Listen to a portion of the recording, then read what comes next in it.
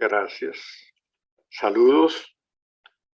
Buenas noches a la audiencia. Bendiciones para toda la audiencia. Esta noche estudiaremos el Salmo 7. Los salmos han sido de gran bendición para toda la humanidad y muy especialmente para todos los cristianos, los creyentes, a través de todos los siglos. Quisiera que nuestro hermano pastor Manuel Quintana, por favor, con todo mi respeto, nos dirigiera la lectura de este salmo para luego comenzar a reflexionar sobre esta oración, este salmo que es una oración. Amén. Salmo 7. Dice una plegaria pidiendo vindicación, ¿verdad? Salmo de David. Dice: Jehová Dios mío, en ti he confiado.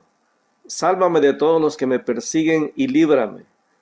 No sea que desgarren mi alma cual león y me destrocen sin que haya quien me libre.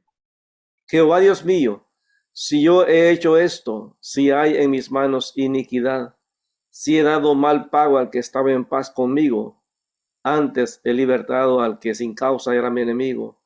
Persiga el enemigo mi alma y alcáncela, huelle en tierra mi vida, y mi honra ponga en el polvo. Levántate, oh Jehová, en tu ira, álzate en contra de la furia de mis angustiadores, y despierta en favor mío el juicio que mandaste. Te rodeará congregación de pueblos, y sobre ella vuélvete a sentar en alto. Jehová juzgará a los pueblos. Júzgame, oh Jehová, conforme a mi justicia y conforme a mi integridad. Fenezca ahora la maldad de los inicuos, mas establece tú al justo, porque el Dios justo prueba la mente y el corazón. Mi escudo está en Dios, que salva a los rectos de corazón.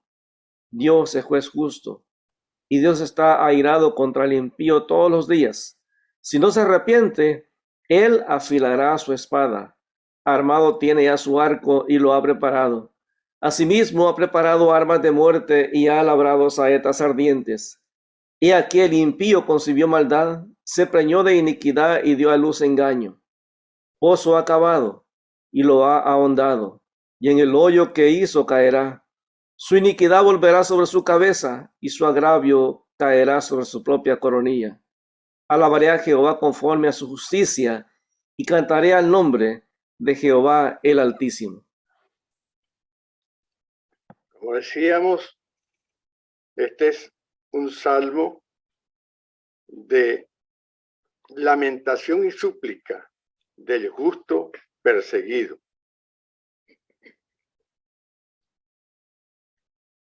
Prácticamente en este salmo observamos algunos tipos de oración, que en esta oración general plantea este hombre que estaba siendo perseguido y con todo un ejército de otro hombre que lo perseguía con un ejército aún mayor. Y entonces este hombre llamado David hace y compone este salmo. Es una oración, por supuesto, que él comenzó a hacer a Dios, pero la fue escribiendo también. Y Dios le dio inspiración para que escribiera este salmo tan importante que implica la lamentación y la súplica del justo perseguido. Y aquí el justo perseguido en realidad era David, que era perseguido de Saúl y los ejércitos de cada uno, pero el ejército de Saúl perseguía al ejército de David y perseguía a David. Y entonces es cuando David hace esta oración y por supuesto Dios le dio inspiración para que la escribiera. Y esta oración se escribe por el orden de hace 1000 años antes de Cristo. Se escribió este salmo. Imagínense, todavía no había sido construido el templo. Es tremendo cómo este hombre comienza leyendo, comienza preparando este salmo y también lo cantaba con las tropas a Dios, una oración cantada, es decir, este salmo cantado a Dios, y servía precisamente para que la tropa se aprendiera también este salmo y cantara con David este salmo a Dios, que era una oración precisamente pidiendo la protección. Observen que se divide podemos dividir este salmo en 5 aspectos de los tipos de oración que estaba realizando David en el momento que estaba escribiendo este salmo, que era una oración que le estaba haciéndole a Dios a la vez, y que Dios estaba inspirando precisamente este salmo para que fuera escrito y para que quedara para la posteridad y para que llegara a las almas, ¿verdad? Y la iglesia ha sido bendecida por este salmo y por todos los salmos que este hombre escribió, que fue uno de los que más salmos escribió, fuera bendecido. Vamos a empezar desarrollando esta oración del justo perseguido. David recurre a Dios y le hace una oración de petición. Y esta oración de petición es llamando a Jehová Dios. Lo llama con su nombre personal propio y lo llama con su nombre plural, Elohim, Dios. Lo llama Jehová Dios mío, en ti he confiado. Sálvame de todos los que me persiguen y líbrame. No sea que desgarren mi alma, cual león, y me destrocen sin que haya quien me libre. Como ustedes observan, en estos primeros 2 versículos se mencionan los dos nombres primarios de Dios.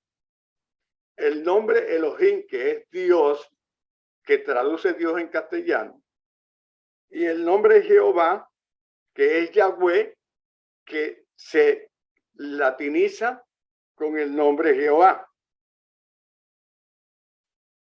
Y vemos entonces que aquí se están revelando 2 nombres de Dios. Dios y Jehová, que es precisamente la triunidad de Dios. En Dios y Jehová, una de las personas de Dios, que es el Padre, porque aquí no se menciona el nombre Adonai, que es el nombre Señor, que por cierto se llama Señor al Padre, se llama Adonai al Padre, se llama Adonai al Hijo y también se llama Adonai al Espíritu de Dios.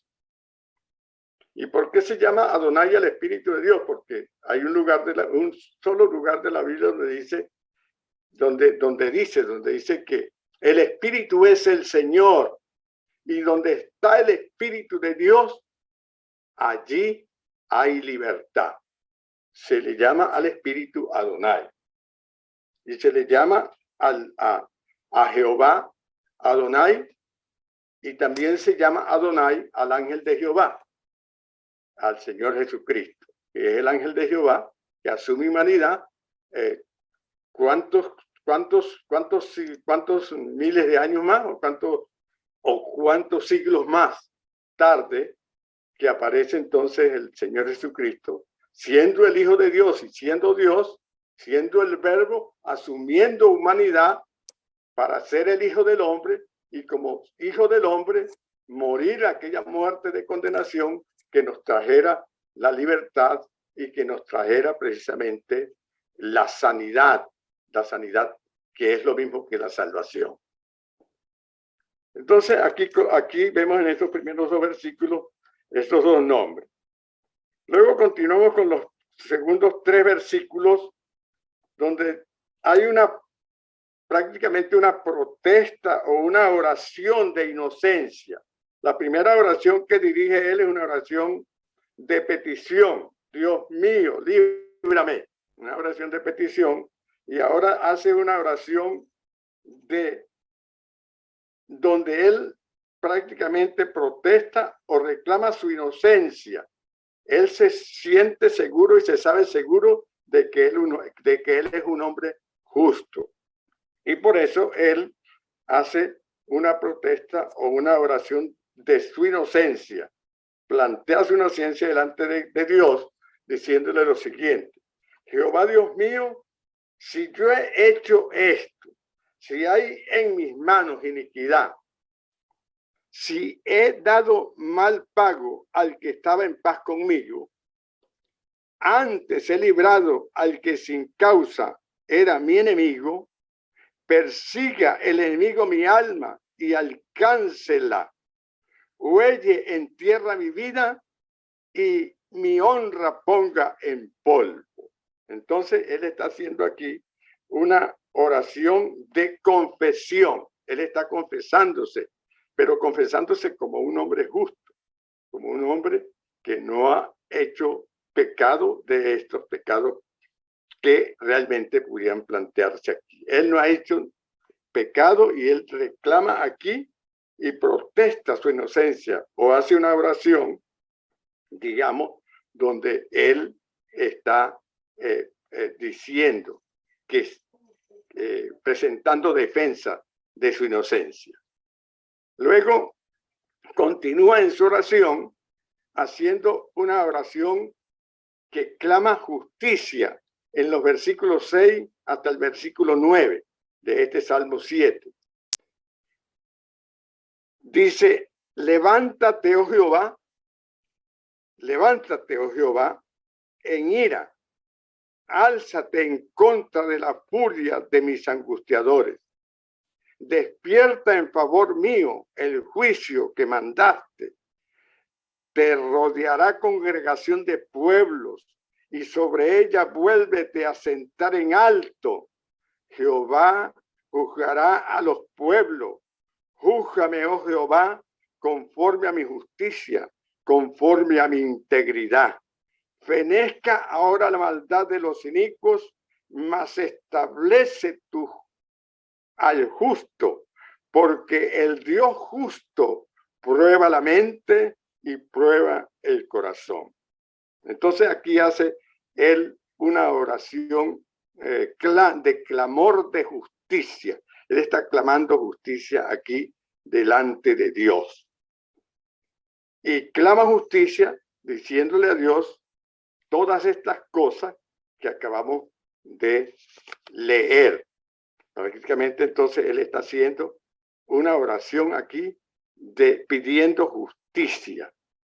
Y luego continúa desde el versículo 10 al versículo 16 haciendo una oración imprecatoria, entendiéndose por una oración imprecatoria aquellas oraciones donde se pide juicio y juicio y juicio sobre el inicuo, sobre las personas malvadas, sobre las personas que realmente no buscan a Dios, que le dan la espalda a Dios, que son impíos, sobre el impiismo. Así como dijo el apóstol Pablo en el capítulo 1 de Romanos, que dijo que la ira de Dios se revela desde el cielo contra la impiedad y la injusticia. Aquí él está pidiendo, pues, y presentando aquí el destino que tiene el impío, la persona que no recibe a Jesús, la persona que no recibe a Dios, la persona que no busca a Dios, por eso se llama impío. Y aquí entonces él comienza diciendo: mi escudo está en Dios, que salva a los rectos de corazón. Dios es juez justo y Dios está airado contra el impío todos los días. Si no se arrepiente, él afilará su espada.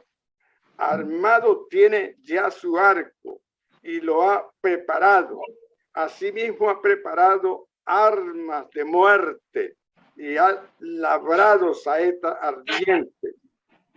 He aquí el impío concibió maldad, se preñó de iniquidad y dio a luz engaño. Pozo ha cavado y ha ahondado en el hoyo que hizo caerá. Su iniquidad volverá sobre su cabeza y su agravio caerá sobre su propia coronilla.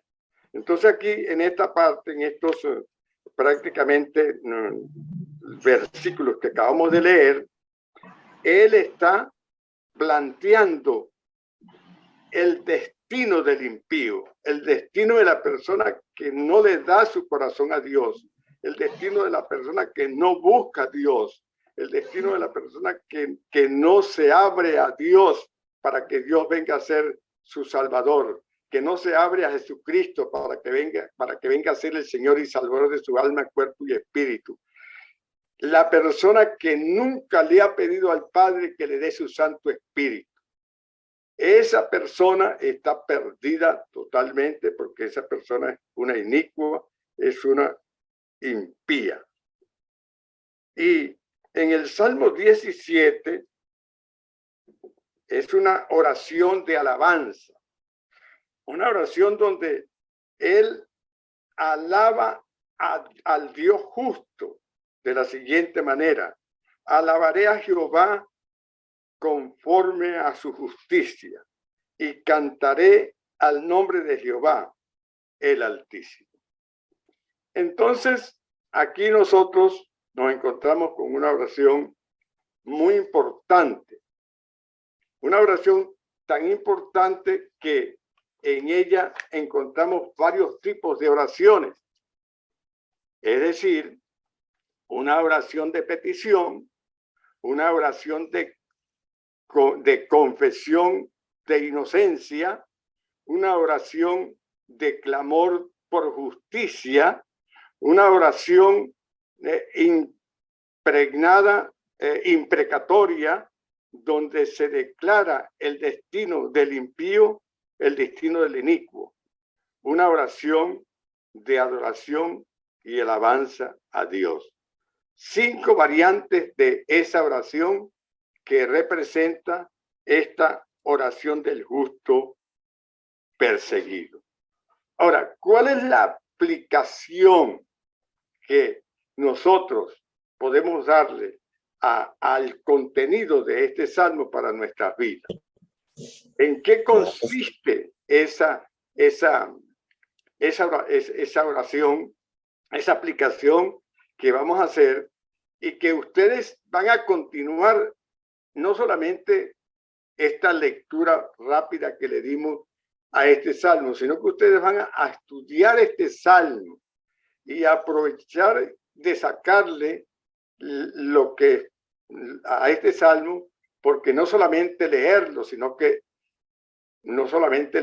hay que leerlo, hay que hacer lectura rápida, una lectura de estudio, una lectura de meditación, lecturas de memorización, y de esa manera usted le va a sacar el provecho máximo a este salmo. Léalo, estúdielo, medítelo y aplíquelo a su vida. Es importante entonces que nosotros sepamos que por medio de la oración nosotros alcanzamos que Dios nos oiga, y Dios está presente. Fíjense ustedes que Dios está presente aquí donde yo estoy presentando este mensaje. Aquí en este lugar está el Padre, aquí en este lugar está el Hijo, y aquí en este lugar está el Espíritu de Dios. Es decir, que el Espíritu de Dios está en mí, pero también aquí, por su omnipresencia, está el Padre y está también el Señor Jesucristo en su Espíritu. Y a la vez el Señor Jesucristo está a la diestra del Padre, intermediando por nosotros, y el Espíritu de Dios ayudándonos a orar como conviene. De tal manera que todos los hermanos que tuvieron hoy en oración que tuvieron en oración antes de este mensaje, ellos estaban orando en el Espíritu y el Espíritu no podía orar sin ellos y ellos no podían orar sin el Espíritu, porque el Espíritu de Dios que vino al creyente y está en el creyente, en su omnipresencia, está personalmente en la vida del creyente y lo está dirigiendo en la oración, de tal manera que ni el Espíritu puede orar sin el creyente, ni el creyente puede orar sin el Espíritu. De tal manera que esa es la hermosa aplicación que le podemos dar al estudio de estos salmos, que son oraciones elevadas a Dios. Y esta oración, por supuesto, se elevó a Dios. Ahora, nosotros decíamos que el Salmo 7 era una oración de lamentación y súplica del justo perseguido. ¿Quién al Señor acerca de Cus, de la tribu de Habacuc, dirigió esta oración, que incluso se le enseñó a la tropa para que la cantara, a Dios, y él hacía esta oración con tanto fervor, sabiendo que Dios estaba oyendo, porque Dios, aunque para entonces no se conocía la omnipresencia de Dios en la forma como se conoce hoy, en aquel entonces se oraba dirigiendo la oración hacia el tabernáculo y más tarde dirigiéndola hacia el templo. Eso significa que tenían un conocimiento, de la omnisciencia de Dios un poco escueto. Hoy nosotros sabemos que Dios está presente donde estamos, elevando y hablando con Él nuestras oraciones, conversando con Él y diciéndole todos los tipos de oración: oración de alabanza, oración de intercesión, oración de confesión, oraciones revestidas del Espíritu Santo, y así pudiéramos mencionar otros tipos de oración que más adelante podremos darlo en cualquier otra enseñanza que esté planteada. En realidad, la gran aplicación que se da precisamente a esto es que Dios responde las oraciones. Y Dios responde las oraciones sinceras, eficaces e indispensables. La oración sincera y eficaz es indispensable en la vida del creyente. David era un hombre recto y justo. Dios respondió sus oraciones. Las oraciones nos ayudan a conocer y a cumplir la voluntad de Dios. La obediencia a la palabra de Dios es un requisito para experimentar sus bendiciones a través de la oración y a través de su palabra. La oración es ponerse ante Dios y buscar su voluntad. David ilustra la importancia de la oración como muestra de una fe viva. La oración es necesaria en la crisis de la vida. No olvidar que los momentos, él no se olvida que los momentos de crisis existen y Dios responde a esos momentos de crisis a través de la oración del creyente. En momentos de crisis, si admitimos en nuestro momento de crisis nuestras limitaciones y nos abrimos a Dios y a las nuevas posibilidades del poder de Dios. Dios es omnipotente y hace todas las cosas conforme a su voluntad. La oración debe ser una característica de la vida. El rey David tenía el hábito de orar y era un hombre que tenía un hábito firme de orar y oraba como dice la palabra, sin cesar.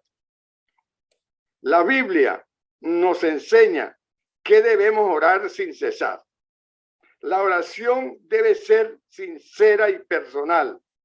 David recibió finalmente la respuesta a su oración. En conclusión, cada crisis en la vida es una oportunidad para conocer nuestro Dios mediante la oración sincera. Dios conoce nuestra situación y está atento a la oración del hombre justo, de la mujer justa, del niño justo, del joven justo, del anciano justo, que levanta sus oraciones a Dios. Dios le bendiga mucho. Cierro este mensaje con esas palabras de aplicación. Apliquemos la enseñanza que nos da este salmo, pero que nos dan tantos salmos que hay aquí prácticamente que nos pueden enseñar a nosotros cómo ser consecuentes en las oraciones eficaces. Dios le bendiga mucho.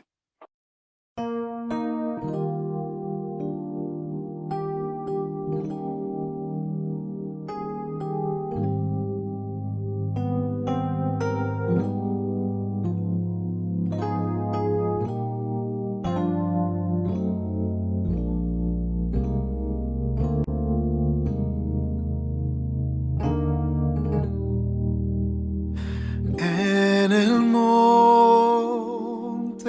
Calvario estaba una cruz, emblema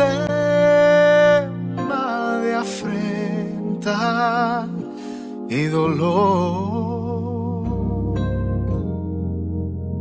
Mas yo amo esa cruz, donde murió mi Jesús por salvar al más vil pecador. Oh, yo siempre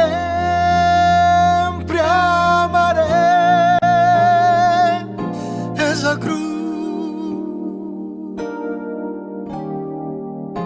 y en sus triunfos mi gloria será. Y algún día, en vez de una cruz, mi corona Jesús me dará.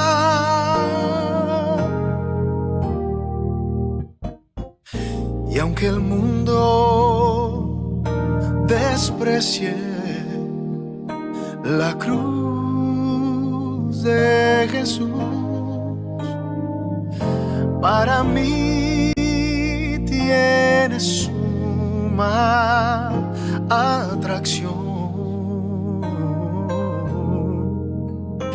pues en ella llevó el Cordero de Dios, de mi alma la condenación.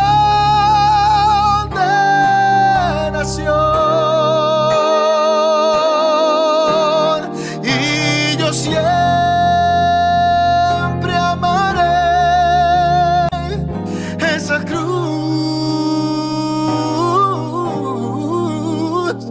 y en sus triunfos mi gloria será. Y algún día, en vez de una cruz, mi corona Jesús me dará. Mi corona Jesús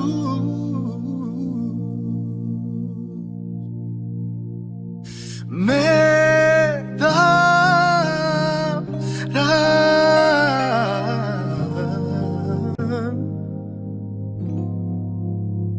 mi corona.